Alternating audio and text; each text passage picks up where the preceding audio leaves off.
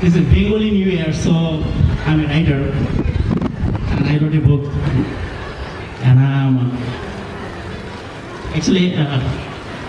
I'm reading my poetry to you guys in Bengali. মোহের শিশির কণা চিন্তার পৃথিবীতে আমি ছোটাছুটি করি সর্বক্ষণ, নিমেষ কালো থাকতে পারি না চিন্তাহীন। জীব জগতের কথা ভাবি, ধন মান কিংবা অহংকারের স্থায়িত্ব, ধর্ম অর্থ কাম মোক্ষ কিংবা রঙের তরঙ্গে ভেসে যাওয়া, দুঃখের সংজ্ঞা সুখের সংজ্ঞানালের চিত্র ভোরের শিকারীর মতো তারা করে আমাকে। বহু সভ্যতার বিলীনতা, নতুনের আগমনী, পুরাতনের বিদায় ঘণ্টা ধ্বনি, জীবন পথায় অসমাপ্ত চারণা কিংবা উপাদানের পৃথিবীর বিলুপ্তি সাধন ভাবিয়ে তোলে আমাকে।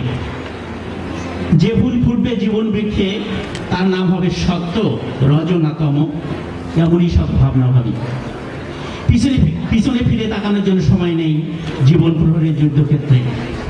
অভিজ্ঞতার মুড়ি কুড়াতে কুড়াতে অনেক পথ পেরিয়েছি, খুঁজে দেখে হারিয়েছি জীবনের অর্থ সীমানা।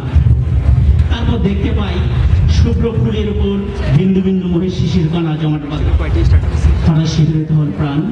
একই তবে সুখের কল্পনা আগুন আঁকা, প্রকৃতির ছবি আঁকতে গিয়ে এঁকে ফেলি এক রমণীয় মূর্তি। প্রকৃতির মাঝে আমি কি খুঁজতে চাই, কেন অশান্ত মন শান্ত হতে চায় ঠিক বুঝতে পারি না।